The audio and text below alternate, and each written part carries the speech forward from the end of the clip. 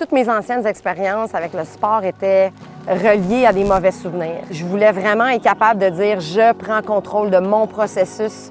Je veux avoir du fun à faire les intervalles, je veux pas avoir peur au début d'une course.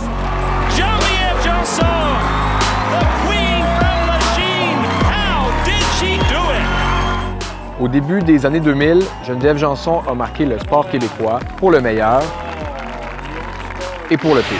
La cycliste Geneviève Janson, suspendue à vie pour dopage. Récemment, j'ai entendu parler d'elle parce qu'elle a décidé de revenir à la compétition 16 ans après le scandale qui a mis fin à sa carrière professionnelle.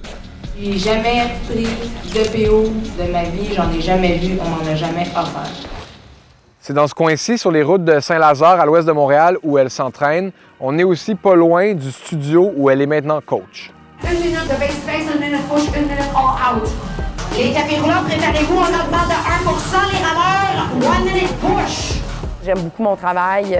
J'aide les gens à atteindre leur petit but, de se remettre en forme physiquement. Je travaille debout. J'ai beaucoup d'interactions avec les gens. Fait que ça, je trouve ça vraiment, vraiment satisfaisant. Pendant le COVID, vu qu'on était fermés, nous autres ici au studio, j'ai commencé à me remettre un petit peu dans le milieu du vélo. Puis, il y a un cas qui est arrivé à mon attention d'un entraîneur en Belgique que ça a pris 11 jeunes femmes pour le condamner. Ça m'a tellement choquée. Puis je me suis dit, ces abus-là arrivent encore, le harcèlement sexuel, les attouchements, les abus sexuels, ça arrive encore, il faut que tu en parles. Oui, j'ai été connue pour avoir échoué un test de dopage, mais tu sais, il y a beaucoup de bagages en arrière de ça. Donc, depuis l'âge de 15 ans, mon coach était extrêmement abusif. Psychologiquement, tout le temps, physiquement, tout le temps. Tu sais, j'ai guéri de tout ça, là. Donc, c'est possible de vivre ça et de s'en sortir. J'ai décidé d'écrire une lettre ouverte à l'Union cycliste internationale et c'est sorti au début du mois d'avril en 2021. Elle a aussi envoyé sa lettre à The Cyclist Alliance, un groupe qui fait la promotion du cyclisme féminin. Ils ont ouvert un programme de mentorat et j'ai été mis en équipe avec une jeune fille des Pays-Bas. J'ai trouvé ça tellement enrichissant personnellement.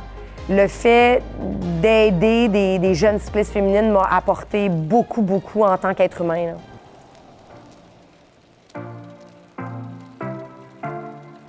Maïké, quand on parle, elle me disait souvent « J'adore ça, être en vélo, j'ai tellement de plaisir. » Tu sais, comme chaque ride que je fais dans des nouvelles places, je prends ça comme une aventure et tout. Puis ça m'a fait beaucoup penser à que moi, j'avais jamais eu de fun quand je m'entraînais. Puis, tu sais, je trouvais ça triste d'avoir terminé ma carrière sans avoir senti comme le bonheur d'être en vélo, l'aventure, l'exploration, aimer ça, avoir mal aux jambes et tout. J'ai choisi Gravel Bike parce que l'ambiance est beaucoup plus festive.